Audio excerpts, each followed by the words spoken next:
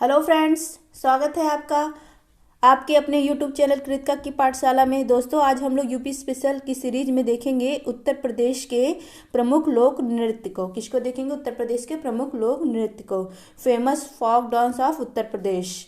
और इससे पहले भी दोस्तों हम लोगों ने उत्तर प्रदेश के बहुत से महत्वपूर्ण टॉपिक्स को कवर कर लिया है। जिसको भी मेरे पुराने वीडियोज को देखने वो प्लेलिस्ट के माध्यम से देख सकते हैं।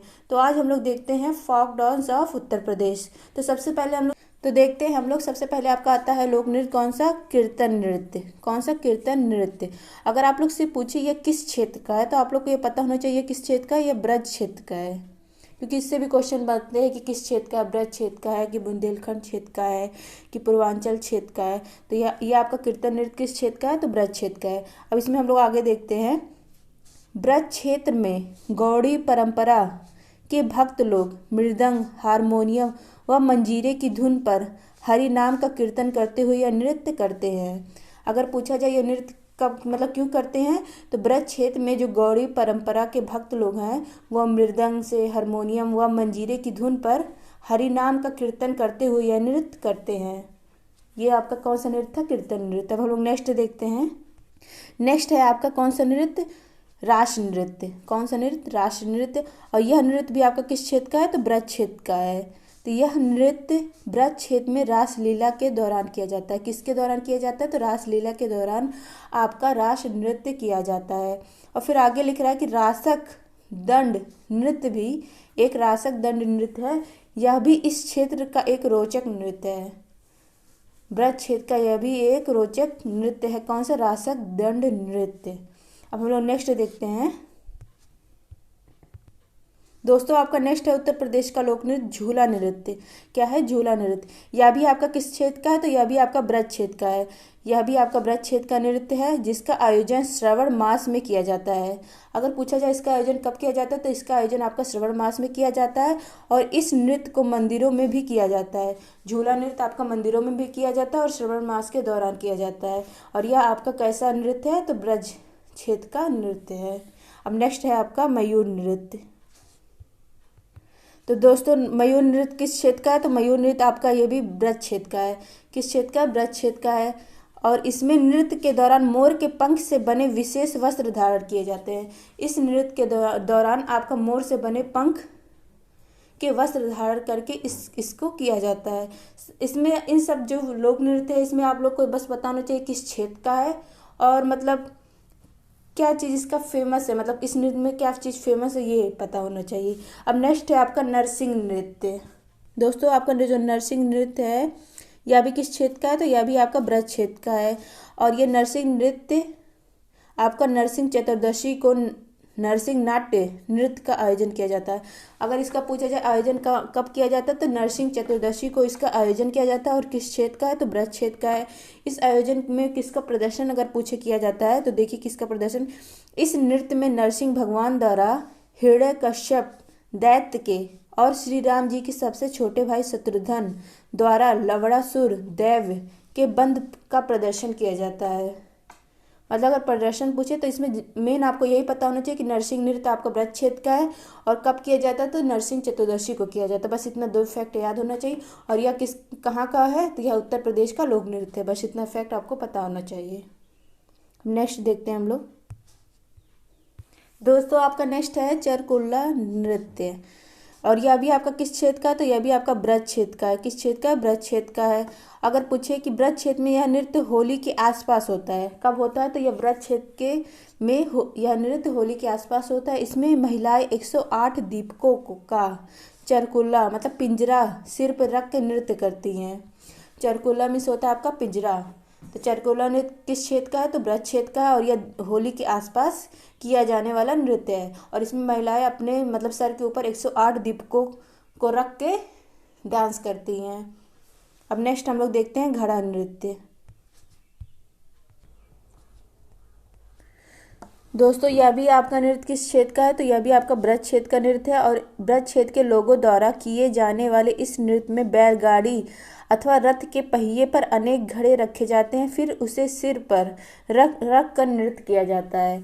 तो यह घड़ा नृत्य भी आपका ब्रज क्षेत्र का नृत्य है।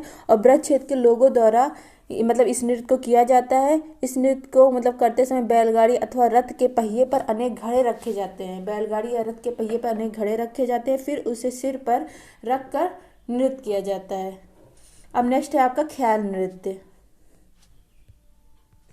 दोस्तों आपका ख्याल नृत्य अब आता है आपका, ये किस कहाँ का है, तो ख्याल नृत्य आपका कहाँ का है, बुंदेलखंड का है। कहाँ का, बुंदेलखंड क्षेत्र का आपका नृत्य है ख्याल नृत्य। तो पुत्र जन्मोत्सव पर बुंदेलखंड में ख्याल नृत्य किया जाता है। जब पुत्र का जन्म होता है तो उस समय क्या किया जाता है, ख्याल नृत्य किया जाता है। इसके अंतर्गत रंगीन कागजों तथा बाँसों की सहायता से मंदिर बनाकर फिर उसे सिर पर रखकर नृत्य किया जाता है।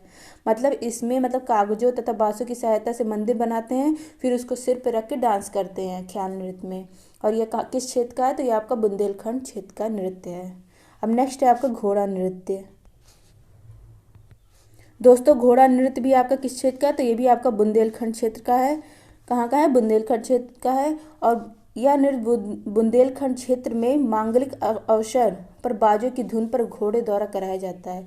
जब कोई मांगलिक कार्य होता है तो उस समय बाजों की धुन पर घोड़े द्वारा कराया जाने वाला नृत्य है घोड़ा नृत्य। और ये किस क्षेत्र के लोग करते हैं, तो बुंदेलखंड के क्षेत्र के लोग करते हैं। अब नेक्स्ट है आपका देवी नृत्य।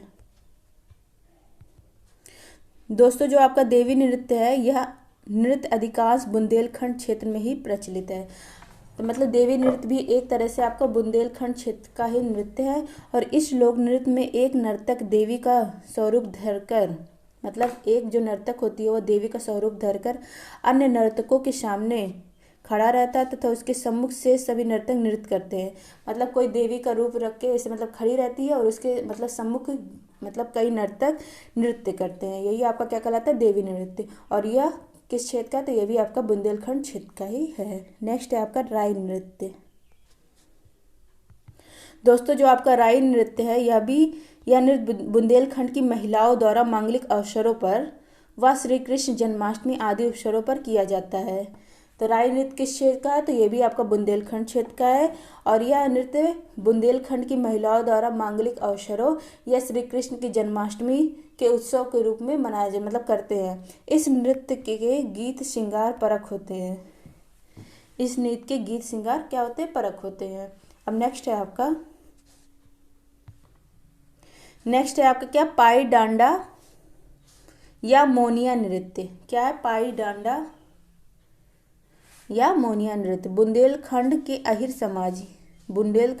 समाज का यह एक पारंपरिक नृत्य है। इसे बुंदेलखंड का डांडिया भी कहा जाता है। क्या कहा जाता है, इसे बुंदेलखंड का डांडिया भी कहा जाता है। इसमें नर्तक पारंपरिक परिधान में माथे पर मोर पंख और पट्टी तथा पैरों में घुंघरू बांधे एक दूसरे पर डंडे का प्रहार करते हुए नृत्य करते हैं। तो पाई डांडा या मोनिया नृत्य कहाँ का है, तो यह बुंदेलखंड का है। वो भी अहिर समाज का एक पारंपरिक नृत्य है और इसे बुंदेलखंड का डांडिया भी कहते हैं। अब नेक्स्ट है आपका कानरा नृत्य। दोस्तों कानरा नृत्य भी आपका कहाँ का है, बुंदेलखंड का है। और यह बुंदेलखंड के धोबी समाज की स्त्री और पुरुष द्वारा विवाह उत्सव पर यह नृत्य किया जाता है।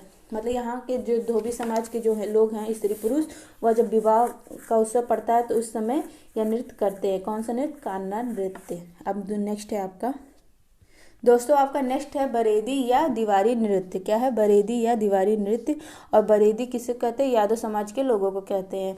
तो ब्रज की लठमार होली की तरह बुंदेलखंड क्षेत्र में दीपावली के अवसर पर पूरी रात ढोल नगाड़े की धुन पर दीवारी गीत का गायन करते हुए यादव समाज के लोग विशेष वेशभूषा में पैरों व कमर में घुंघरू बांधकर मजबूत लाठियों का एक दूसरे पर प्रहार करते हुए दीपावली नृत्य करते हैं।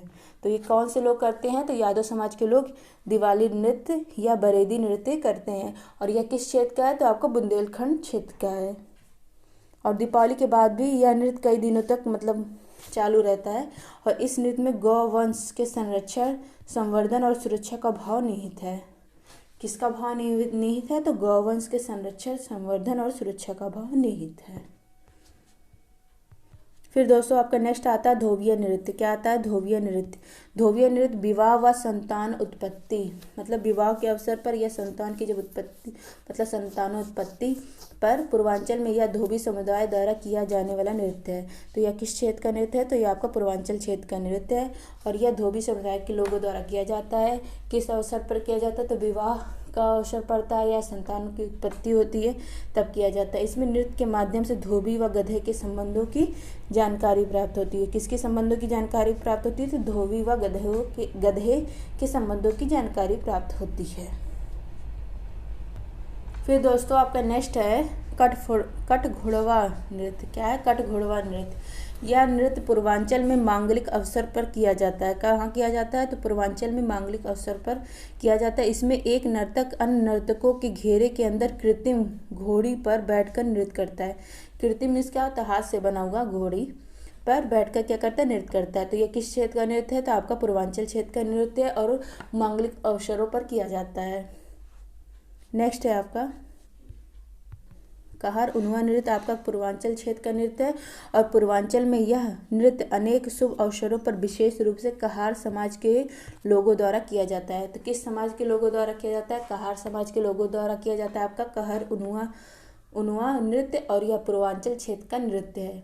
फिर नेक्स्ट है आप लोगों का आपका नेक्स्ट है गोड़ू। क्या है? गोड़ू नृत्य।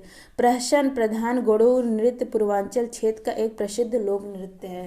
प्रहसन प्रधान गोड़ू नृत्य पूर्वांचल क्षेत्र का कैसा नृत्य? एक प्रसिद्ध लोक नृत्य है।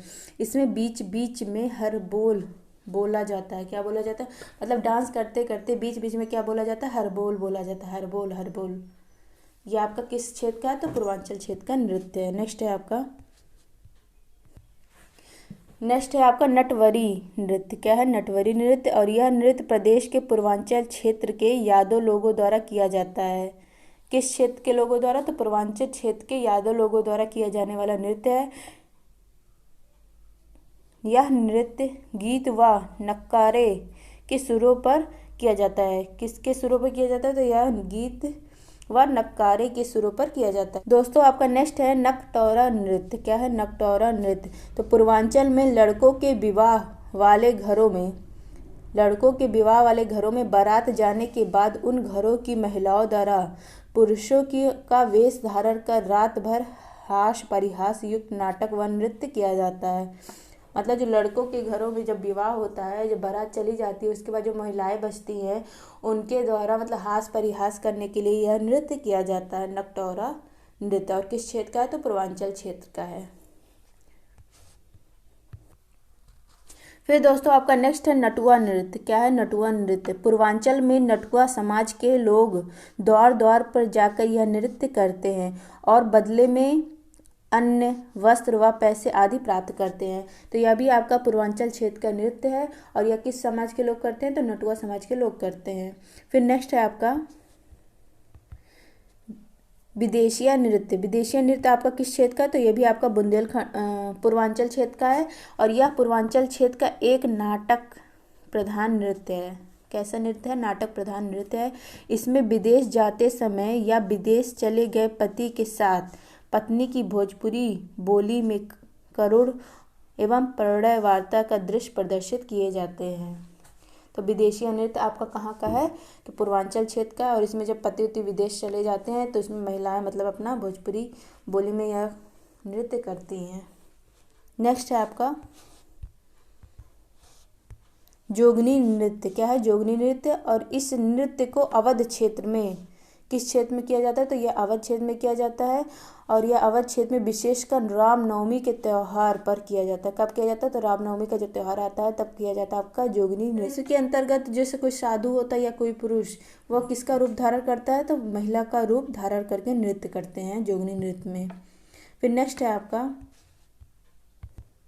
दोस्तों आपका नेक्स्ट है फरुहाई नृत्य। क्या है? फरुहाई नृत्य।